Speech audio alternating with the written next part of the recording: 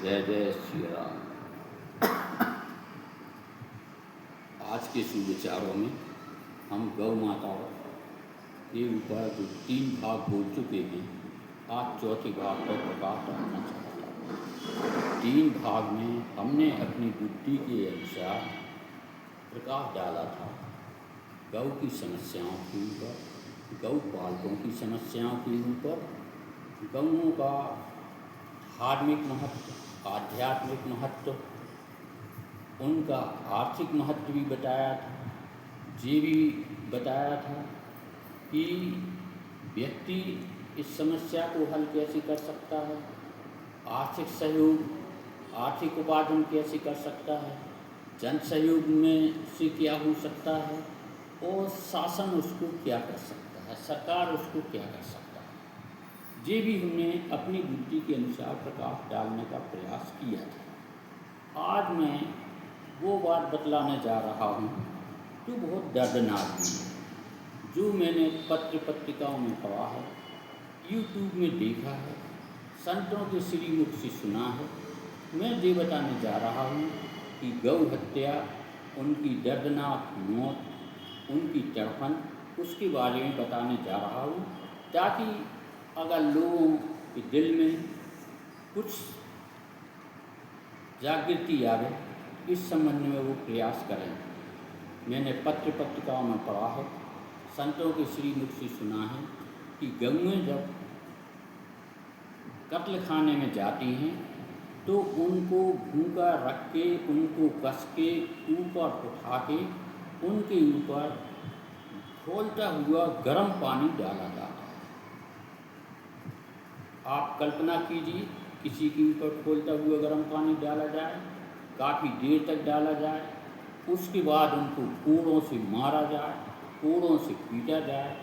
वो इसलिए कि मैंने जो पढ़ा है कि गर्म पानी खोलते हुए डालेंगे और जब कोड़ों से पीटेंगे तो उनकी जो खाल है वो हड्डी और मांस को छोड़ देगी। जैसे कि हम एक कच्चा नारियल लेते हैं, पानी वाला नारियल लेते हैं, तो उसको फोड़ते हैं तो जो नारियल का गोला होता है वो नारियल के कवच में चिपका रहता है, और अगर उसको हम 5 मिनट ठको के, पत्थर पर ठको के फिर फोड़ते हैं तो वो गोला अच्छे तरीके से निकल आता है। ऐसे ही वो खाल उसको छोड़ देती है और फिर मशीनों के द्वारा उसको चीरा लगा के उनका उनकी जो खाल है, जिंदा गौ की खाल मशीनों के द्वारा उकेल ली जाती है, उनके शरीर से उकेल ली जाती है। कल्पना कीजिए कि अगर हमारा नौ भी फट जाए तो हमें कितनी तकलीफ होती है, इसकी बात कल्पना कीजिए।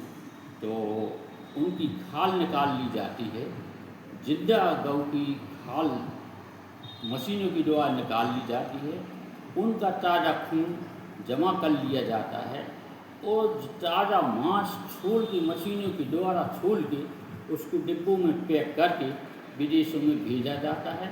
मैंने पढ़ा है कि विदेशों में ताज़े मांस और ताज़े खून की बहुत कीमत मिलती है, ऐसा मैंने पढ़ा है। हम एक निवेदन करना चाहते हैं कि इतनी तकलीफ होती है उनकी, तो उनकी आहें पूरे ब्रह्मांड में गूंजती होंगी, वो तो सभी के लिए थोड़ा थोड़ा अंश मिलता होगा। तो ये भी मैंने बताया था कि इसमें जितने भी उत्तरदायी हैं वो सभी थोड़े थोड़े उसके भागीदार भी हैं। और मैं ये कहना चाहता हूँ कि कम से कम गौओं के लिए व्यक्ति और शासन कुछ भी करे। और एक खुशी की बात है कि आज हमारे मध्य प्रदेश में डॉक्टर मोहन सिंह यादव मुख्यमंत्री हैं।